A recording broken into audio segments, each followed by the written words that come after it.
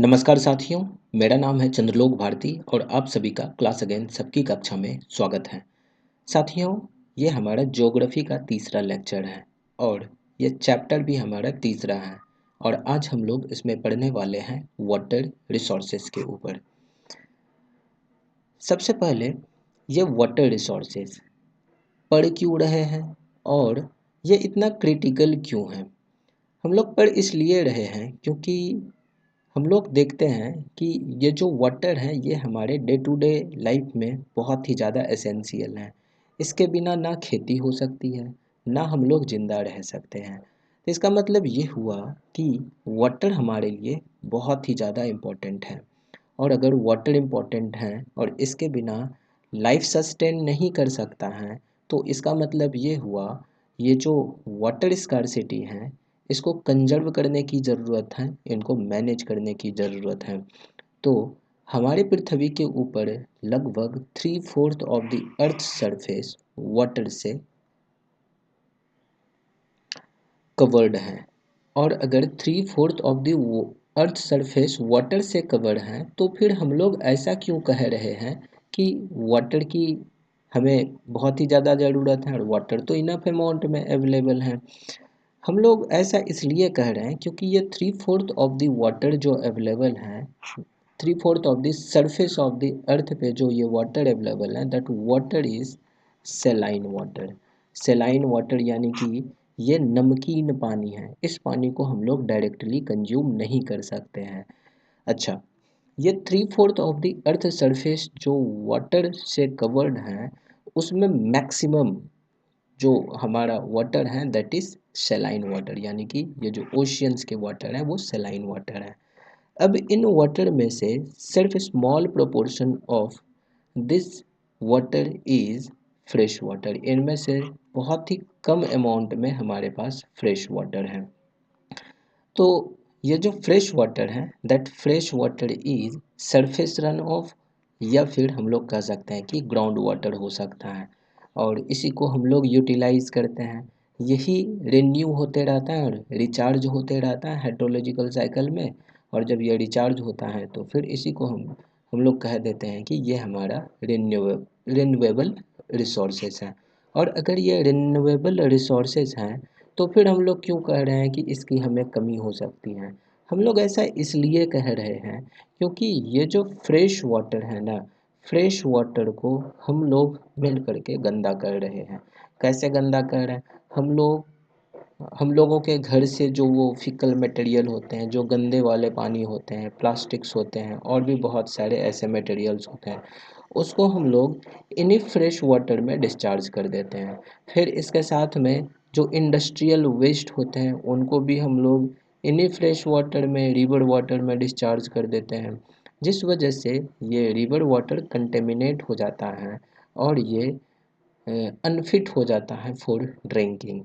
तो अगर ये फ्रेश वाटर अनफिट हो जाएगा ड्रिंकिंग के लिए, अगर ये गंदा हो जाएगा तो फिर हम लोग पियेंगे क्या, है ना। तो इसलिए हम लोग कह रहे हैं कि ये जो रिन्यूएबल रिसोर्सेस हैं, जिसको कि हम लोग ये फ्रेश वाटर बोल सकते हैं या फिर ये जो वाटर है हमारा रिन्यूएबल रिसोर्सेस हैं, लेकिन अगर इनका प्रॉपर मैनेजमेंट नहीं करा जाएगा तो ये फ्रेश वाटर भी गंदा हो जाएगा and it will become unfit for drinking. तो इसीलिए इसे हमें कंजर्व करने की ज़रूरत है। अब देखो कि 3/4 of the world is covered with water and water is renewable resources, then how is it that countries and regions around the globe suffer from water scarcity. Exactly अभी जो हम लोग चर्चा की है तो इन्हीं के ऊपर चर्चा की है। Why is it predicted that bye 2025 nearly 2 billion people will live in absolute water scarcity. ऐसा क्यों प्रिडिक्ट करा गया है कि 2025 तक या फिर आने वाले समय में जो है बहुत सारे लोगों वाटर स्कार्सिटी से उन्हें सामना करना पड़ेगा। तो देखो, given the abundance and renewability of water, it is difficult to imagine that we may suffer from water scarcity। अब देखो, जिस अमाउंट में ये पृथ्वी के ऊपर अवेलेबल हैं, इनकी अवेलेबिलिटी से हमें पता चलता है कि मतलब ऐसा हमें फील होता है, ऐसा हमें एहसास होता है कि वाटर स्कार्सिटी तो हो ही नहीं सकती हैं कभी। लेकिन the moment we speak of water shortage we immediately associate it with regions having low rainfall और those that are drought prone. जब हम लोग वाटर शॉर्टेज की बात करते हैं तो हम लोग ऐसे रीजन की बात करते हैं जहाँ ड्रॉट वाले सिचुएशन होते हैं या फिर जहाँ लो रेनफॉल होता है। और अगर रेनफॉल लो होगा तो ड्रॉट प्रोन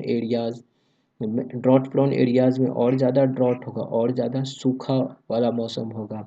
और जब ऐसा होगा तो we instantaneously visualise the deserts of Rajasthan and women balancing many matkas used for collecting and storing water and traveling long distances to get water।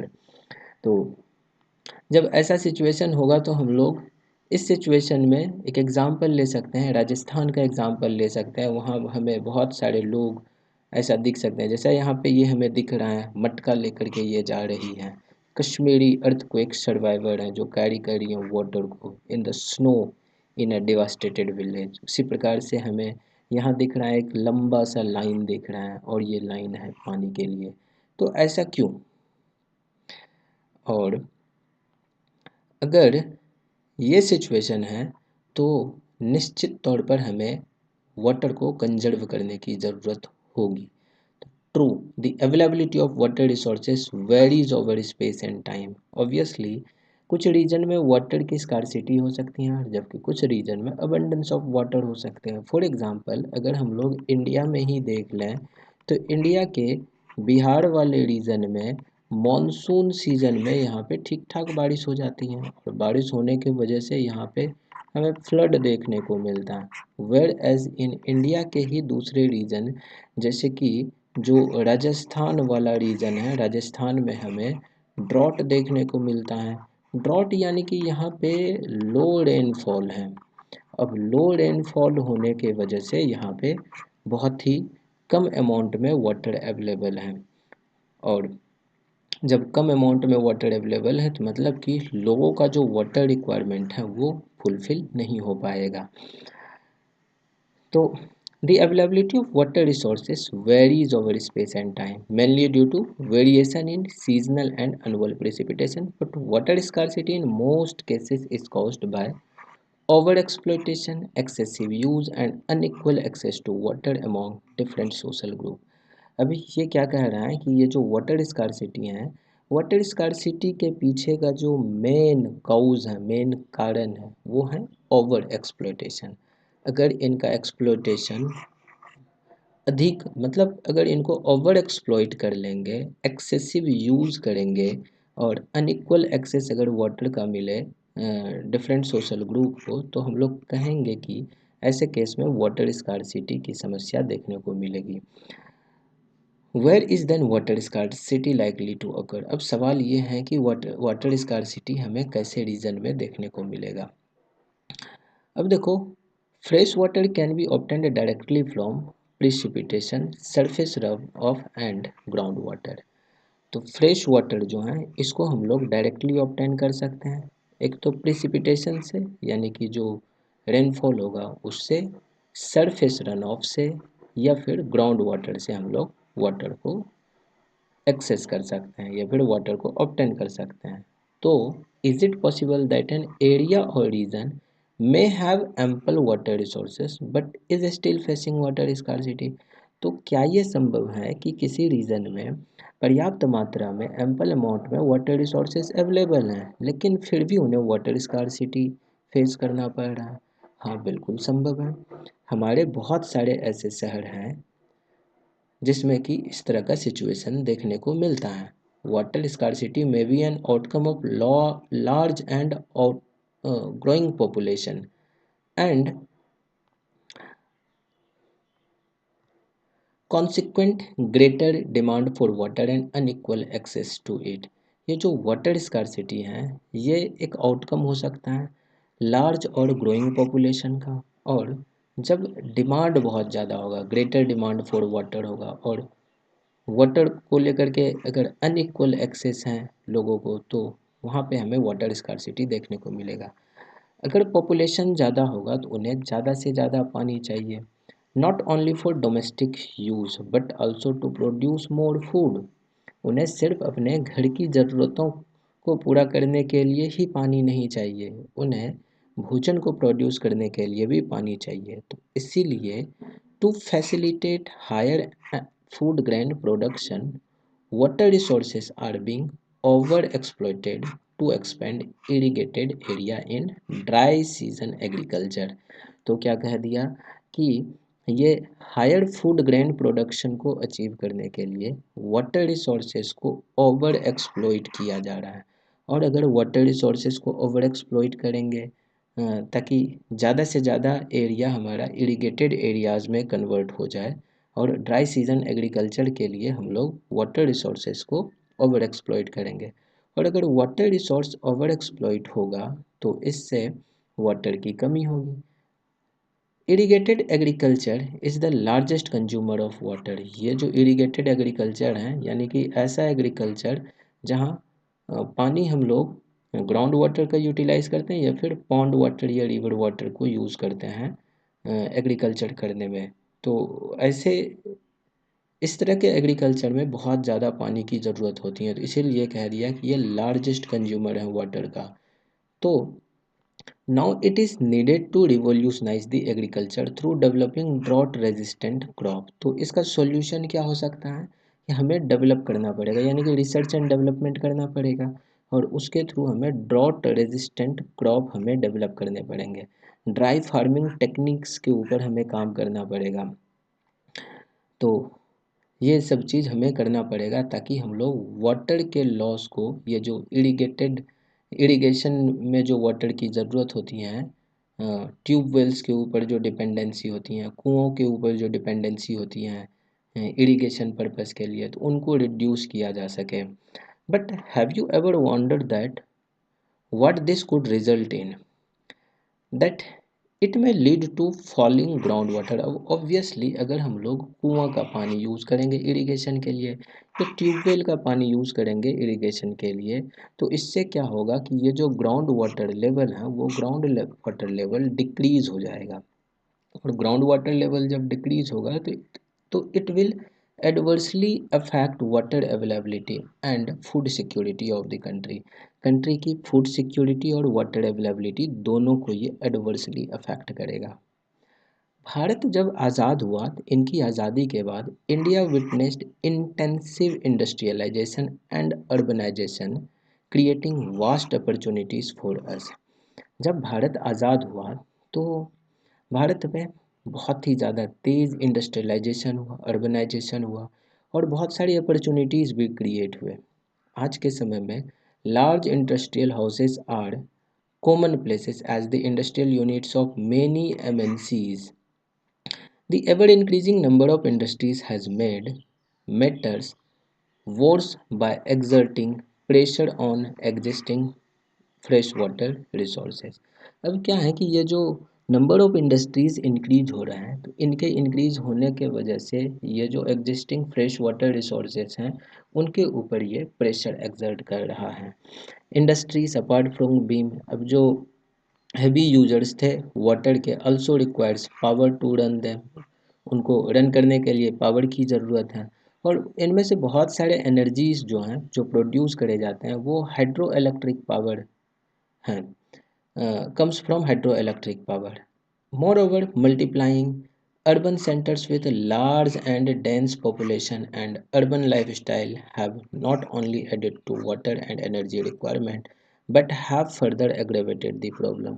अब देखो ये जो मल्टीप्लाइंग अर्बन सेंटर्स हैं और जो लार्ज एंड डेंस पॉपुलेशन है, अर्बन लाइफ स्टाइल्स हैं, उन्होंने सिर्फ वाटर के ऊपर और एनर्जी रिसोर्सेज के ऊपर ही प्रेशर नहीं डाला है, बल्कि मतलब इनको यूटिलाइज तो कर ही रहा है, साथ में बाकी दूसरे प्रॉब्लम्स भी क्रिएट हो गए हैं। If you look into the housing societies और colonies in the city you would find that most of these have their own ground water pumping devices to meet their water needs. अगर हम लोग जो जो societies वगैरह से अगर वहाँ हम लोग देखें, गौर से देखें, तो लगभग प्रत्येक घर में हमें पंपिंग डिवाइसेस देखने को मिलते हैं, समरसेबल देखने को मिलते हैं। तो अब इससे क्या होगा कि we find that fragile water resources are being over exploited. अब यहाँ हर घर में अगर पंपिंग डिवाइसेस होंगे तो इससे इससे क्या होगा कि वाटर रिसोर्सेज का ओवर एक्सप्लॉइटेशन होगा, और इससे जो है डिप्लेशन होगा in several of this cities, यानी कि वाटर रिसोर्स डिप्लेट करेगा। तो ये सारी समस्याएं हमें देखने को मिलती हैं। So far we have focused on the quantitative aspect of water resources. अब हम लोग देखते हैं एक दूसरे सिचुएशन को where water is sufficiently available to meet the needs of the people but the area still suffers from water scarcity. पानी तो प्रचुर मात्रा में अवेलेबल है लेकिन फिर भी वाटर स्कार्सिटी है। This scarcity may be due to bad quality of water. ये किस वजह से हो सकता है? पानी के बैड क्वालिटी के वजह से हो सकता है। Lately there has been a growing concern that even if there is ample water to meet the needs of the people, much of it may be polluted by domestic and industrial wastes। अब देखो कि क्या है कि पानी तो बहुत ज़्यादा मात्रा में अवेलेबल है, लेकिन ये जो पानी है ना उनको इंडस्ट्रियल वेस्ट और डोमेस्टिक वेस्ट के थ्रू पॉल्यूट कर दिया गया है। केमिकल्स हैं उसमें, पेस्टिसाइड्स हैं, फर्टिलाइजर्स हैं जो एग्रीकल्चर में यूज़ किया जा रहा है, और इस वजह से making it hazardous for human use. अब ये ह्यूमन यूज़ के लिए सुटेबल नहीं है। तो government of India has accorded highest priority to improve the quality of life and enhance ease of living of people specially those living in rural areas by announcing the Jal Jeevan mission. अब ये एक जल Jeevan mission है, तो इसको start किया गया था। तो जल जीवन मिशन का गोल क्या है? तो गोल of Jal Jeevan mission is to enable every rural household get assured supply of potable piped water at a service level of 55 liters per capita per day regularly on long term basis by ensuring functionality of the tap water connection। कहने का मतलब बस इतना ही है कि जल Jeevan mission के through Bharat सरकार का ये गोल है कि घर तक प्रत्येक घर तक पाइप्ड वाटर पहुँचे, और वो जो पाइप्ड वाटर होगा, ये जो सर्विस लेवल होगा पाइप्ड वाटर का, that will be 35 litre per capita per day, और वो on a regular basis on long term basis by ensuring functionality of tap water connection. तो हम सभी लोग अपने घरों में ये टैप वाटर कनेक्शन भी देख सकते हैं। बहुत जगह पहुंच गए होंगे और बहुत जगह नहीं भी पहुंचे होंगे। You have already realised that The need of our is to conserve and manage our water resources। अब अभी की ज़रूरत क्या है? अभी की ज़रूरत है कि इन वाटर रिसोर्सेज को हमें कंजर्व करना, ताकि हम लोग अपने आप को सेफगार्ड्स कर सकें from health hazard, to ensure food security, continuation of our livelihood and productive activities, and also to prevent degradation of our natural ecosystem. तो इन सभी चीज़ों के लिए हमें वाटर रिसोर्सेज को कंजर्व करना पड़ेगा, मैनेज करना पड़ेगा। ओवर एक्सप्लॉयटेशन और मिसमैनेजमेंट जो हो रहा है वाटर रिसोर्सेज का will impoverish this resources and cause ecological crisis that may have profound impact on our life. तो इसलिए हमें वाटर रिसोर्स को प्रॉपरली मैनेज करना पड़ेगा। Multipurpose river projects and integrated water resource management, तो देखते हैं इसमें क्या है। But how do we conserve? हम लोग कैसे कंजर्व करेंगे या कैसे मैनेज करेंगे वाटर रिसोर्सेज को? Archaeological and historical records show that from ancient times we have been constructing sophisticated hydraulic structure. हम लोग पुराने समय से, प्राचीन समय से हम लोग सोफिस्टिकेटेड इंफ्रास्ट्रक्चर्स बना रहे हैं, जैसे कि डैम्स हैं जो कि स्टोन रबल का बना हुआ करता था, रिजर्वॉयर्स हैं, लेक्स हैं, एम्बैंकमेंट्स हैं, कैनाल्स हैं इरिगेशन पर्पस के लिए। तो we have continued this tradition in modern India as well by building dams in most of our river basin. अब अगर हम लोग प्राचीन काल की बात करें तो फर्स्ट सेंचुरी बीसी में Sringaverapura near Allahabad had sophisticated water harvesting system channelling the flood water of the Ganga के फ्लड वाटर को ये चैनलाइज करता था। उसी प्रकार से चंद्रगुप्त मौर्य के समय में डैम्स, लेक्स, इरिगेशन सिस्टम को एक्सटेंसिवली बिल्ड किया गया था। सोफिस्टिकेटेड इरिगेशन वर्क्स देखने को मिलते हैं, इनके एविडेंसेस देखने को मिलते हैं कलिंगा में, नागार्जुनाकोंडा में, बेन्नूर में और कोल्हापुर में। उसी प्रकार से 11वीं शताब्दी में भोपाल लेक बना हुआ था, जो कि one of the largest artificial lake था उस समय का। और 14th सेंचुरी में टैंक ऑफ हौज खास दिल्ली में जो है उनको कंस्ट्रक्ट किया गया था इल्तुतमिश के द्वारा, ताकि वाटर को सप्लाई किया जा सके सीढ़ी फोर्ट वाले एरियाज में। तो अब जो ये हम लोग डैम्स या एम्बैंकमेंट की बात कर रहे हैं, तो what are dams and how do they help us in conserving and managing water. ये डैम्स क्या है और डैम्स किस प्रकार से ये मदद करता है हमारे वाटर रिसोर्सेज को कंजर्व करने में और मैनेज करने में। डैम्स जो हैं this were traditionally built to impound rivers and rainwater that could be used later to irrigate agricultural fields। आज के समय में dams are built not just for irrigation but for electricity generation as well. Water supply करने के लिए for domestic and industrial usages, flood को control करने के लिए, रिक्रिएशनल एक्टिविटीज़ के लिए, इनलैंड नेविगेशन के लिए, फिश ब्रीडिंग के लिए, इन सभी चीज़ के लिए हम लोग डैम्स का इस्तेमाल आज के समय में करते हैं। तो इसलिए हम लोग कह सकते हैं कि dams are now referred to as multipurpose project where the many uses of the impounded water are integrated with one another। जैसे कि देखो सतलज ब्यास रिवर बेसिन में Bhakra Nangal project water is being used for both hydel power generation के लिए भी इसका इस्तेमाल कर रहे हैं पानी का, और इरिगेशन के लिए भी कर रहे हैं। उसी प्रकार से हीराकुड प्रोजेक्ट जो है महानदी बेसिन में that integrates conservation of water with flood control. तो इसीलिए ये हम लोग कह सकते हैं कि ये मल्टीपर्पज़ प्रोजेक्ट हैं, और इससे हम लोग वाटर का कंजर्वेशन भी कर सकते हैं और इलेक्ट्रिसिटी जनरेशन भी कर सकते हैं। तो मल्टीपर्पज़ प्रोजेक्ट जो कि लॉन्च किया गया इंडिपेंडेंस के बाद with that integrated water resource management approach were thought of as the vehicle that would lead the nation to development and progress, overcoming the handicap of its colonial past। Jawaharlal Nehru proudly proclaimed the dams as the temples of modern India। तो जवाहरलाल नेहरू ने जो ये dams हैं उनको temples of modern India कहा था। इनके पीछे का रीज़न यही था कि that it would integrate development of agriculture and the village economy with rapid industrialisation and growth of urban economy.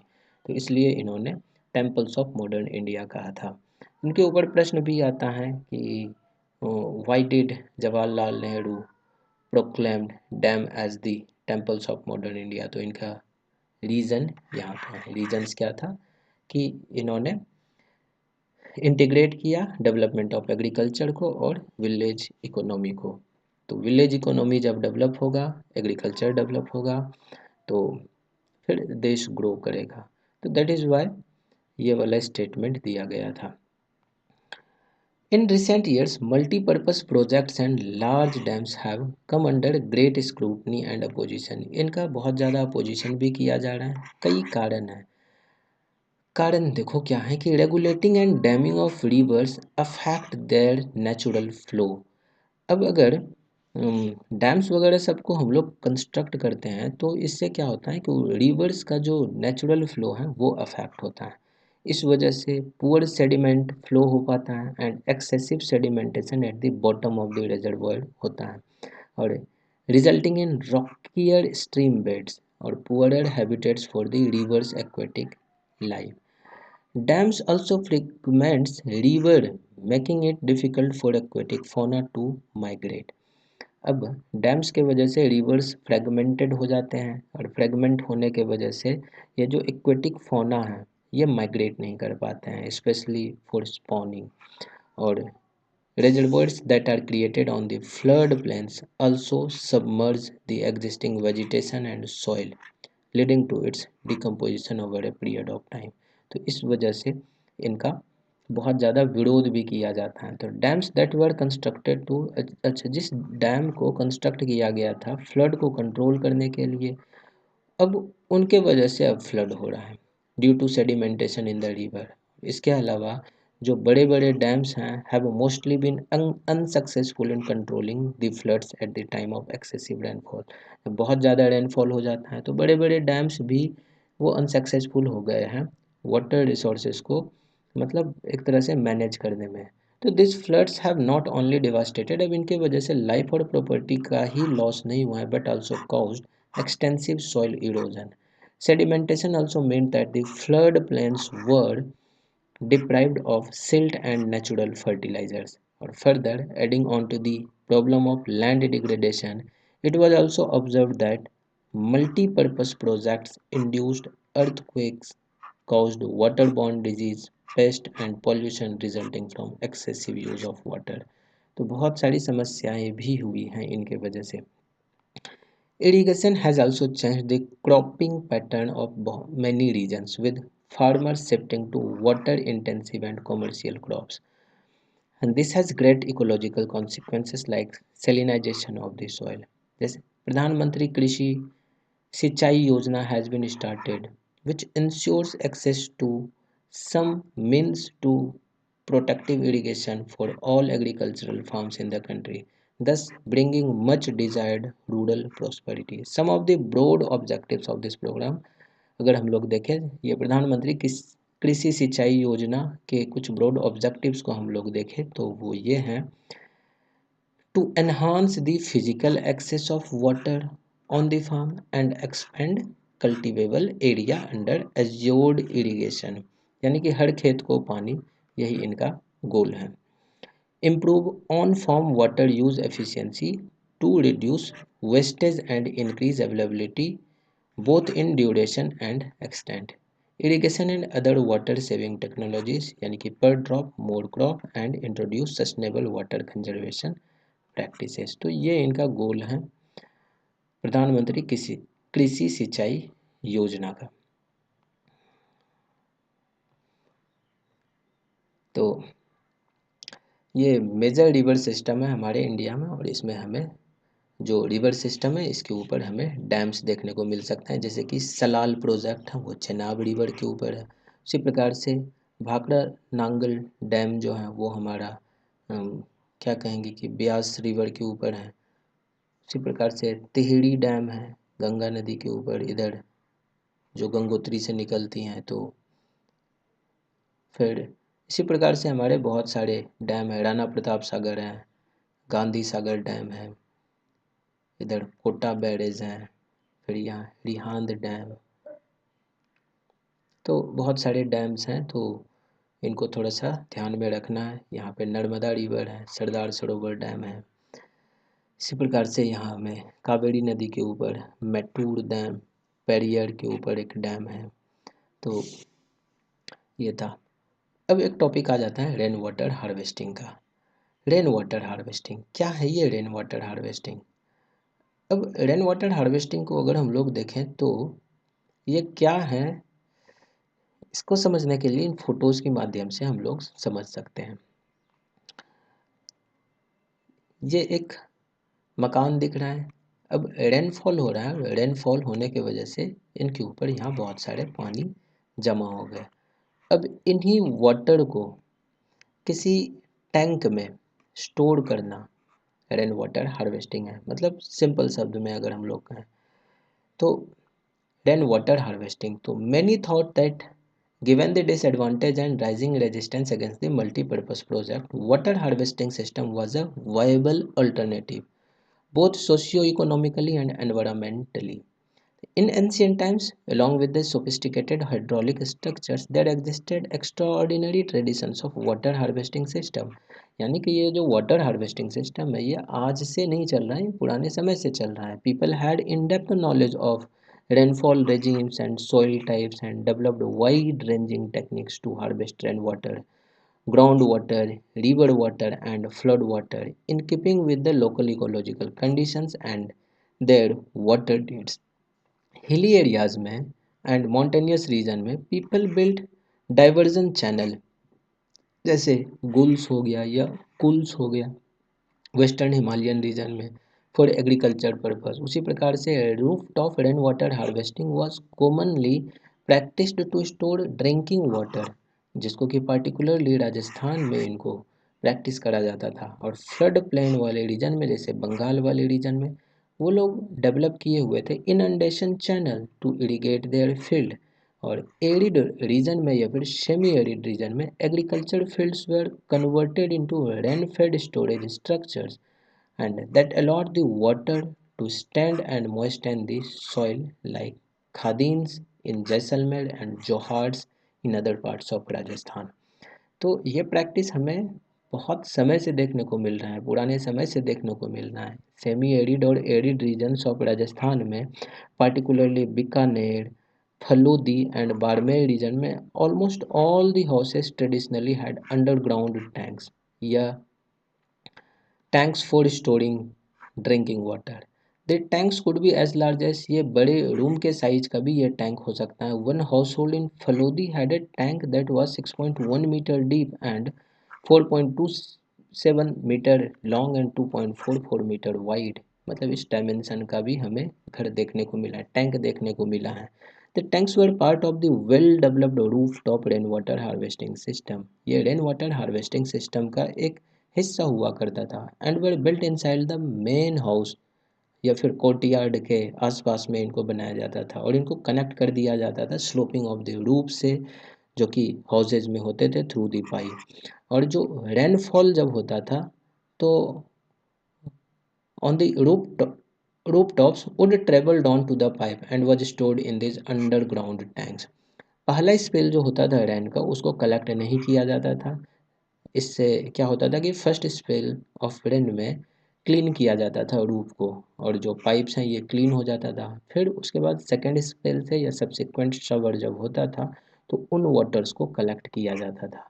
तो इस तरह से रेन वाटर को कलेक्ट करके हम लोग क्या मतलब टैंक्स में स्टोर किया जाता था, और इसी प्रोसेस को रेन वाटर हार्वेस्टिंग कहते हैं। Rain water can be stored in the tanks till the next rainfall, making it an extremely reliable source of drinking water when all other sources are dried up, खास करके summer के month में। उसी प्रकार से rain water और पल्लाड़ पानी, as commonly referred to these parts, is considered the purest form of natural water। इन रीजन्स में ये जो पलाड़ पानी या फिर रेन वाटर जो हैं, इनको purest form of natural resources माना जाता था, नेचुरल वाटर माना जाता था। बहुत सारे हाउसेस में न constructed underground rooms adjoining the tanks के आसपास में रूम्स बना दिए जाते थे, ताकि समर में जो हीट होता था उससे बचा जा सके। It would keep the room cool. और टुडे, आज के समय में वेस्टर्न राजस्थान में sadly the practice of roof top rain water harvesting is in decline, as plenty of water is available in regions में। आज के समय में अब ठीक ठाक अमाउंट में वाटर अवेलेबल है due to perennial flow in Indira Gandhi canal. Though some houses still maintains the tanks since they do not like the taste of tap water। और आज के समय में जो है कुछ हाउसेज में अभी भी टैंक्स वाला सिस्टम है। और fortunately in many parts of rural and urban India roof top rain water harvesting is being successfully adopted to store and conserve water. और गेंदाथूर में रिमोट बैकवर्ड विलेज, जो कि कर्नाटका के मैसूरू वाले रीजन में है, villagers have installed in their house hold roof top rain water harvesting system, ताकि वो लोग अपने डेली रिक्वायरमेंट्स को, डेली वाटर नीड्स को पूरा कर सकें। Nearly 200 house holds have installed this system and villages and the village has earned the rare distinctions of being rich in rainwater। अब इन प्रैक्टिस के वजह से वहाँ का जो ग्राउंड वाटर है वो भी रिचार्ज हो गया, और इन लोगों को अब वाटर स्कार्सिटी की समस्या से नहीं जूझना पड़ता है। तो roof top rain water harvesting system which which has been adapted anywhere in India। तो वहाँ पे हम लोग कह सकते हैं कि इन्होंने ग्राउंड वाटर को भी रिचार्ज किया है, और साथ में वाटर स्कार्सिटी वाली जो समस्या थी उसको भी उन्होंने बीट किया है। तो Gandathur receives an annual precipitation of 1000 mm and with 80% of collection efficiency and of about 10 fillings, every house can collect and use about 50,000 liters of water annually। And from the 200 houses, the net amount of rainwater harvested annually amounts to 1 lakh litre, तो ये काफ़ी ज़्यादा amount है। तो इस तरीके से हम लोग रेन वाटर हार्वेस्टिंग कर सकते हैं, और रेन वाटर हार्वेस्टिंग करके वाटर को हम लोग कंजर्व कर सकते हैं, मैनेज कर सकते हैं। और जब ये कंजर्व और मैनेज होगा तो वाटर स्कार्सिटी की जो समस्या है वो भी ख़त्म हो जाएगी। ये यहाँ फोटो में हमें बैम्बू ड्रिप इरिगेशन सिस्टम देखने को मिल रहा है, जो बहुत हद तक आज से लगभग 200 साल पहले ये tapping stream and spring water by using bamboo pipes इस प्रिविलेंट, ये मेघालय का दृश्य है। मेघालय में इस तरह की प्रैक्टिस करी जाती है। लगभग 18 से 20 litre of water enters the bamboo pipe system and gets transported over hundreds of meters and finally reduces to 20 to 80 drops per minute at the site of the plant. ये ये जो चैनल्स हैं bamboo का, जो ये channels हैं, इसके through water travel करता है। वाटर ट्रेवल करके जहाँ कहीं भी प्लांट्स वगैरह सब होता है वहाँ पर ये ड्रॉप्स के थ्रू वो उस जगह पे पानी गिरा दिया जाता है। तो bamboo pipes are use to divert perennial springs on the hill tops to the lower reaches by gravity. फिर चैनल सेक्शन जो कि बैम्बू का बना होता है, ये डाइवर्ट करता है वाटर को to the plant site where it is distributed into branches again made and laid out with different forms of bamboo pipes. The flow of water into the pipe is controlled by manipulating the pipe position, and if the pipes pass on a road they are taken high above the land, जैसे ये ऊपर से ले जाया गया है। तो reduced channel sections and diversion units are used at the last stage of the water application. The last channel section enables water to be dropped near the roots of the plant. तो इस तरह से ये drip irrigation system हमें देखने को मिलता है, बैम्बू ड्रिप इरिगेशन मेघालय वाले रीजन में। 200 साल पुराना ये, हो सकता है उससे भी पहले ये प्रैक्टिस करी जाती होगी। तो this was the chapter on water resource.